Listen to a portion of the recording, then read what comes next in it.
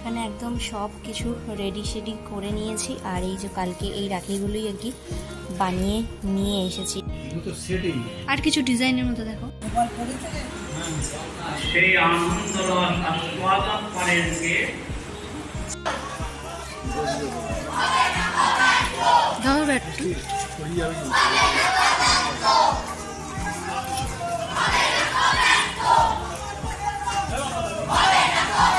Hello বন্ধুরা, welcome to my channel. সবাইকে স্বাগত। তোমরা সবাইকে very very very good morning.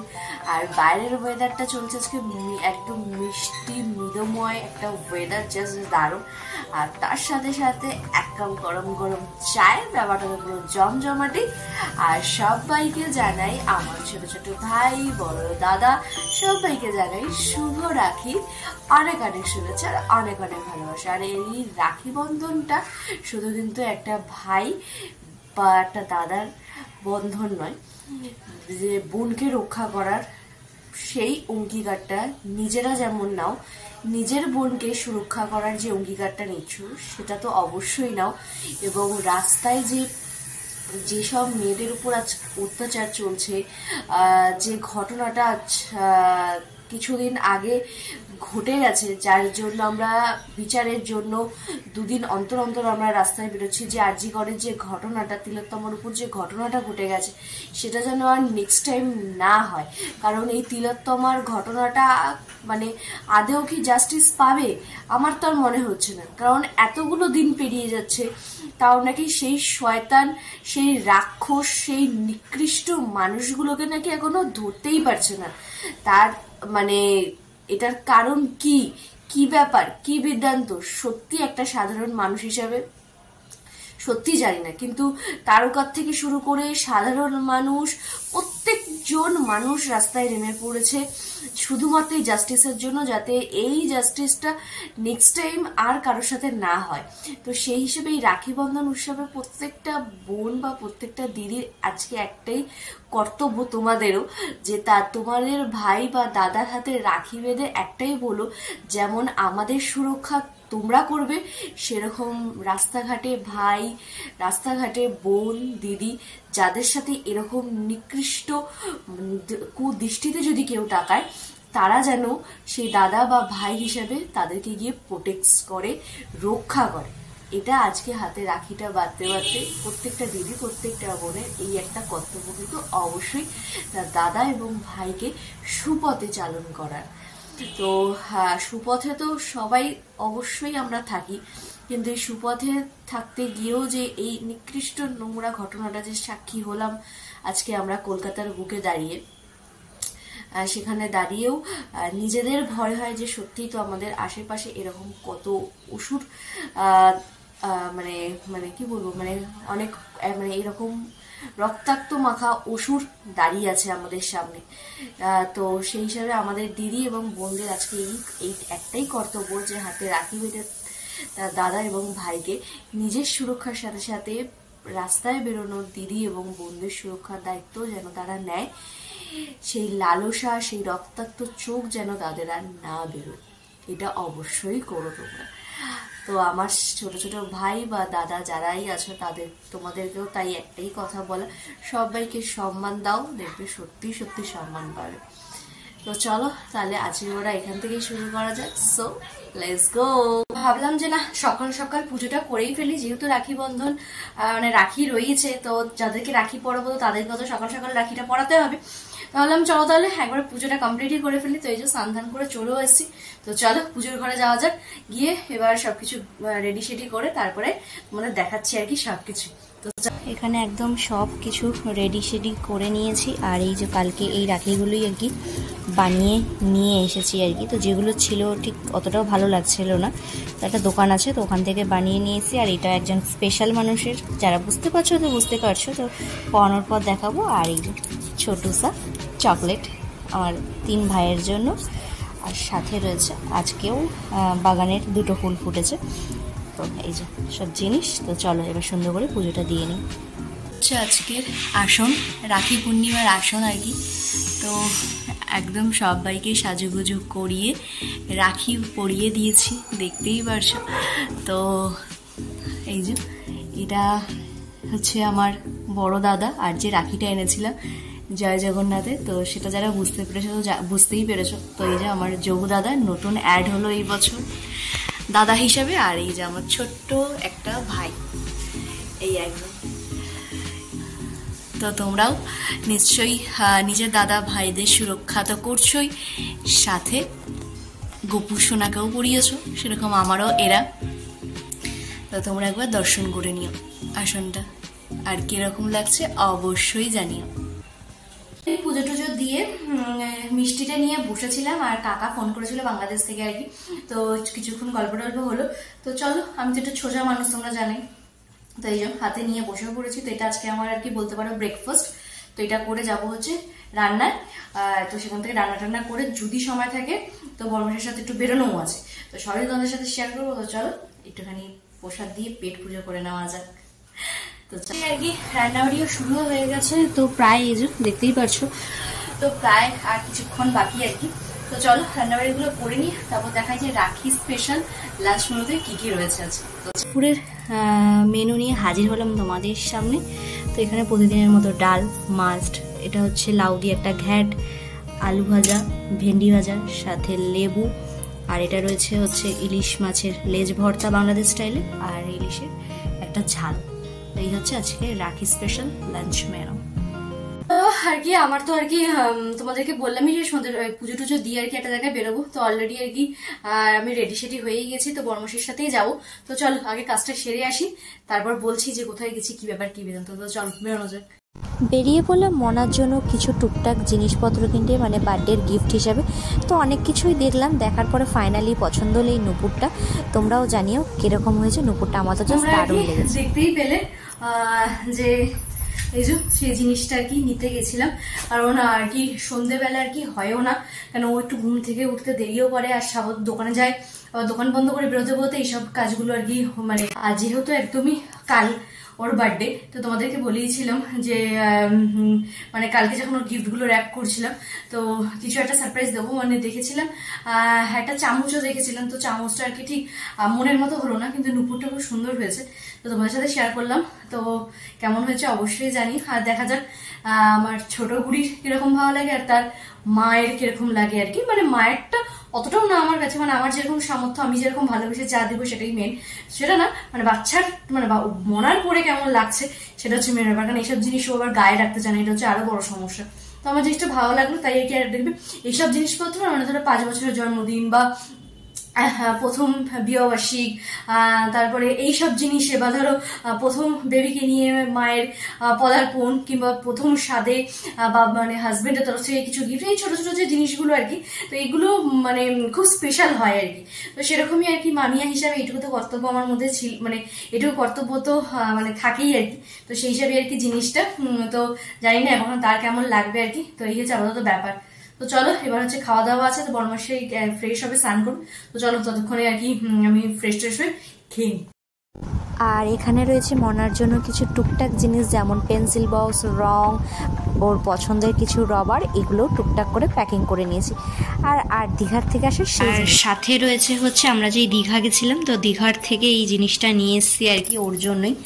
তো তোমাদের আর কি দীঘার ব্লগে বলেইছিলাম যে এটা যখন সব দীঘার গিফটগুলো দীঘার থেকে আসার সময় যখন গিফটগুলো খুলে দেখাচ্ছিলাম, গিফট তো না মানে কি কেনাকাটা করে এনেছিলাম, তো দোলনাটা দেখিয়ে বলেছিলাম যে এটা একজন স্পেশাল মানুষের জন্য।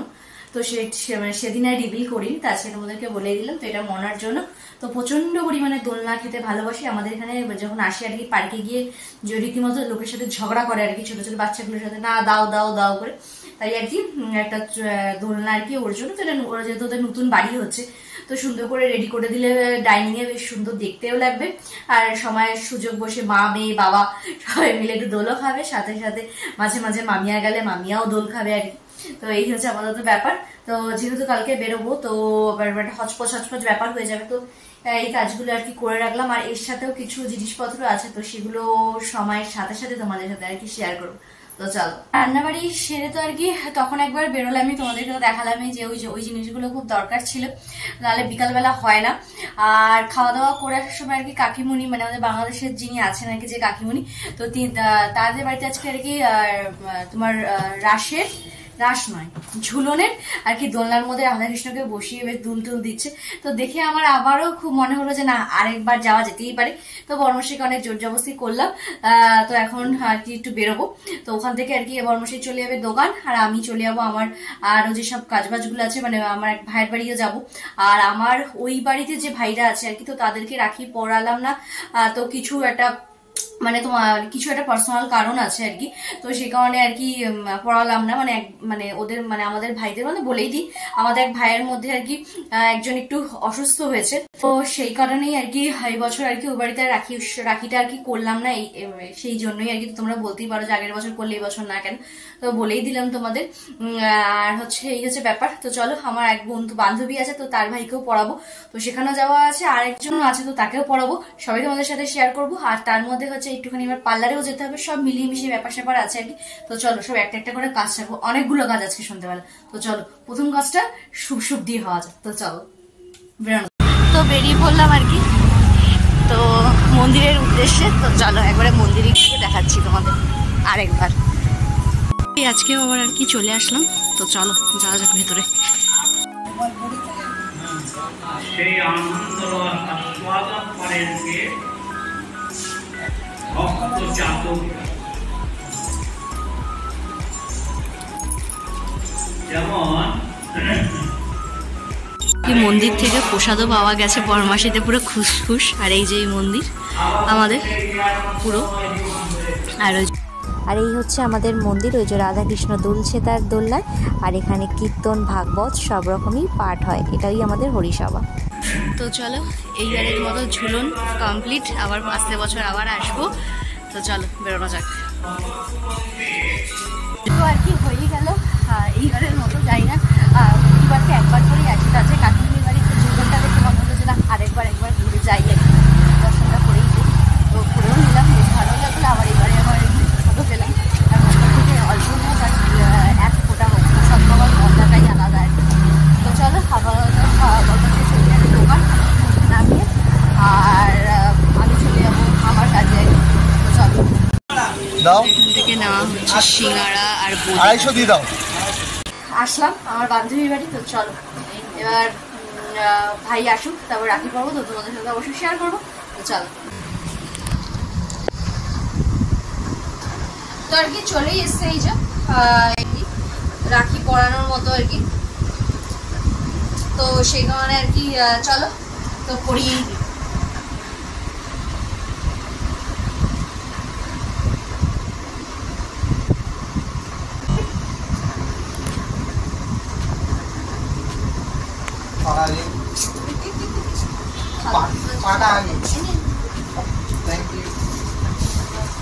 আমার এত সব কেন? থ্যাংক ইউ ধন্যবাদ।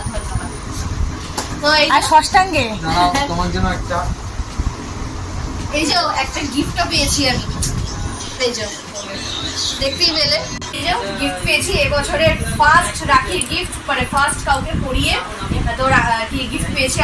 আর গুলোকে এই বছর পড়াইনি কেন তোমাদের সাথে আগেই শেয়ার করলাম আর কি। তো চলো এরকম একটা মানে এত সুন্দর রাখিটা কি পনেরো বছর যখন গিফট পাওয়া যায় তখন তো পুরো একদম বেলে বেলে সাওয়া হয়ে যায়। তো চলো পরে আসছি। তো এখানে আর কি একটা আমি ভেবেছিলাম এটাই আমার আর কি রাখির গিফট, কিন্তু না, এখানে একটা বাম্পার অফার আর কি পেলাম। তো ভাবলাম যে ক্যামেরা একবার অন করাই যাক। তো কিছু আর কি অনলাইন থেকে মানে পারফিউম আসছে, তো আমাকে অপশন দেওয়া হলো যে আরও কিছু আসছে, তো তোমার পছন্দ মতো তুমি গন্ধ ওই কোনো দেখো এসেও গেছে।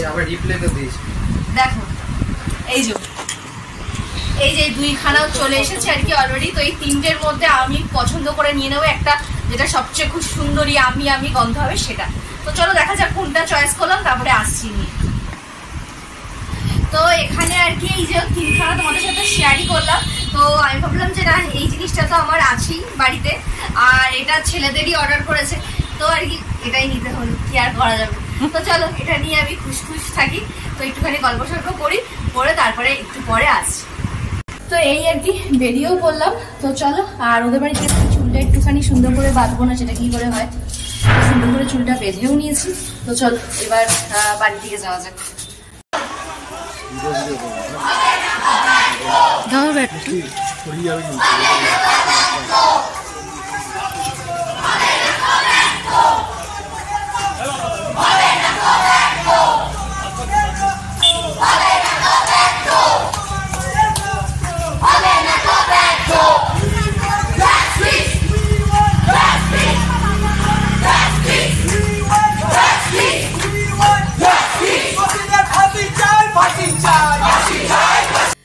আর কি জাস্ট বাড়ি আসলাম।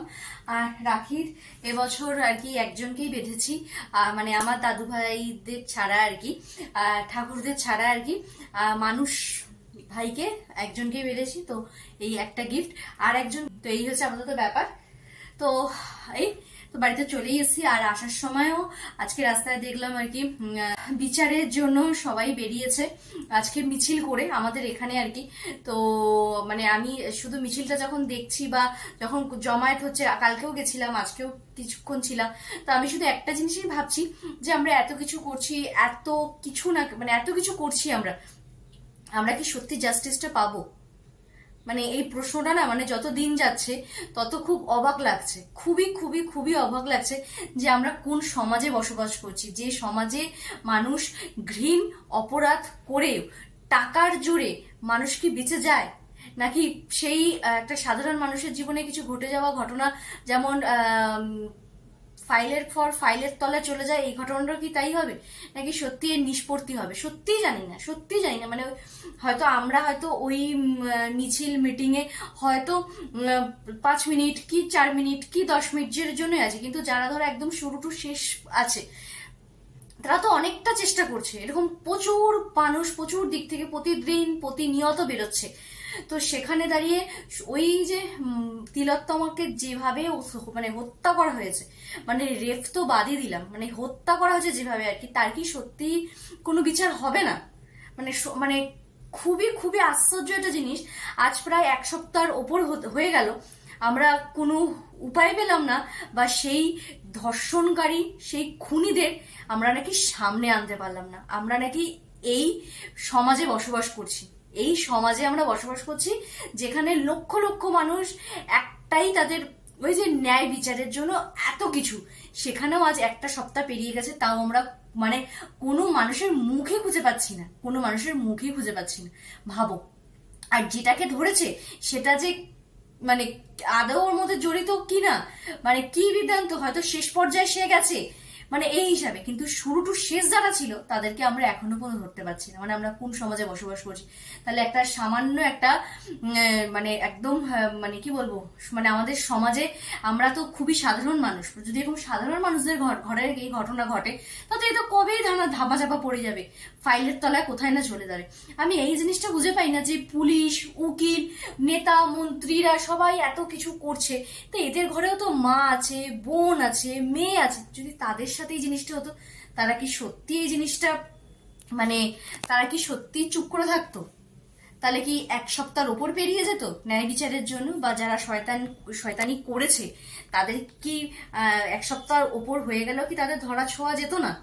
মানে আমার সত্যি মনে হয়, জানো তো, যারা বড় বড় অফিসার আছে, যারা বড় বড় নেতা নেত্রী আছে, যারা বড় বড় অফিসাররা আছে, তাদের ঘরে তো মেয়ে আছে, বোন আছে, দিদি আছে, তাদের মধ্যে না একজনের সাথে হোক, মানে নৃশংসভাবে হোক, আমি সত্যিই চাই। বিশ্বাস করো, আমি জানি না এই জিনিসটা তোমরা কতটা মানে ভাবছো কি বলছে, সত্যিই চাই। কেন চাই জানো?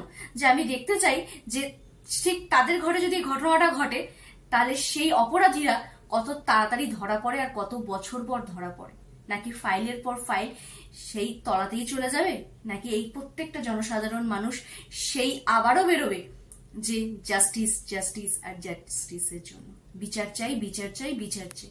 আরে বিচার চাই কার উপর বিচার চাই? যেসব অপরাধীরা, সেই অপরাধীদের আমরা ধরা ছোঁয়ার বাইরে।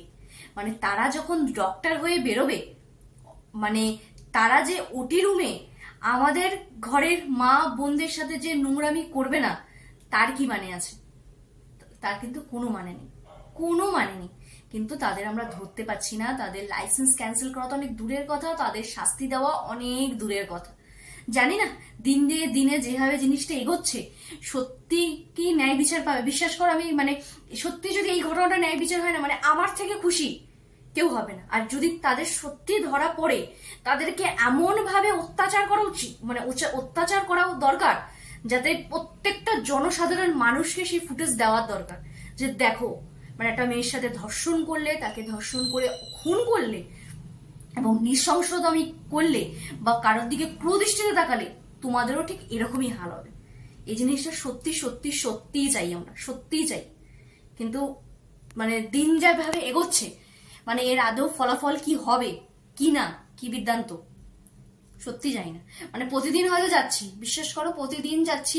আজকে কিছু ফুটেজ নিয়েছি, প্রতিদিন নেওয়া সম্ভব হয় না। কালকেও কিছুক্ষণ ছিলাম, আজকেও কিছুক্ষণ ছিলাম, কিন্তু ওই যে থেকে তো কিছু হবে না যদি না এর সত্যিকারের বিচারটা আমরা পাই। আমরা সত্যি এর বিচারের আশায় বসে আছি। মানে সত্যি ভগবানকে এটাই বলছি যে সত্যি যদি তুমি ভগবান হয়ে থাকো তাহলে ওই শয়তানদের সামনে আনো। মানে যারা আর কি এই নিয়ে মানে সব দেখছে, সব বড় বড় অফিসাররা আছে, তাদের অন্তত একটু সুবুদ্ধি হোক যে না, আমাদের ঘরেও মা আছে, বোন আছে, দিদি আছে, তাদের সাথে এরকম না হোক। তার আগে আমাদের এই অপরাধটাকে ধরতে হবে এবং অপরাধীকে তুমুলতম শাস্তি দিতে হবে আর কি। এই হচ্ছে ব্যাপার। আর বাড়িতে এসছি বেশ আর কি কিছুক্ষণ হলো, বসে বসে আর কি এই নিয়ে আর কি ভাবছিলাম। তো ভাবলাম যে তাহলে চলো কাকাদের আর কি, চলো ওই ঘরে তোমাদেরকে নিয়ে যাই আর কি। তো আর কি এই যে এই ব্যাগটা আজকে আর কি নিয়ে আসা হয়েছে, আর এই ব্যাগটার মধ্যেই মোটামুটি এই যে সব রকমের গিফটস এখানে রয়েছে আর কি। তো তোমাদেরকে তো দেখিয়েছি গিফটস গুলো, তো তার মধ্যে আর কি কিছু আছে আমরা দীঘার থেকে এসেছিলাম, তো ওর গিফট গুলো একবারে রয়েছে, ওগুলো একবারে নিয়ে যাবো। আর কাকার সেলিব্রেশন যেটা আর কি তার নাতনির জন্য বলেছিল, তো সেটাও নেওয়া হয়ে গেছে। তো সেটা এখন ঢোকায়নি কারণ পিঁপড়ে টিপড়ে লেগে যাবে, ফ্রিজে রেখে দিয়েছি, ওটা যাওয়ার সময় আর কি নিয়ে যাবো। তো এই হচ্ছে ব্যাপার। এই যে মনার মানে মিনি বার্থডে প্যাক তার মামিয়ার তরফ থেকে আর কি। তো এই ব্যাগটা দেখে সে ভীষণ খুশি হয়ে যাবে। ভেতরে কি আছে সেটা তো পরের কথা আর কি। এটা কি মানে মানে মানে প্রত্যেকটা ছোট বাচ্চারা যেমন তাদের বার্থডে সেলিব্রেশনে করে, আমার কাছেও আমার বার্থডেটা খুব স্পেশালি আর কি মনে হয় আর কি সবসময়। তো এরকম গিফট ফিফট ঘোরা টোলার মধ্যে একটা আলাদাই ব্যাপার। তো এটা দেখে ভীষণই খুশি হবে আর কি, আশা করা যায়। তো চলো তাহলে কালকে তাহলে আসছি বেশ সুন্দর একটা ভিডিও নিয়ে। তো যদি আমার ভিডিও তোমাদের ভালো লেগে থাকে তাহলে অবশ্যই কিন্তু লাইক করে সাবস্ক্রাইব করতে একদম ভুলো না। তো চলো, টাটা।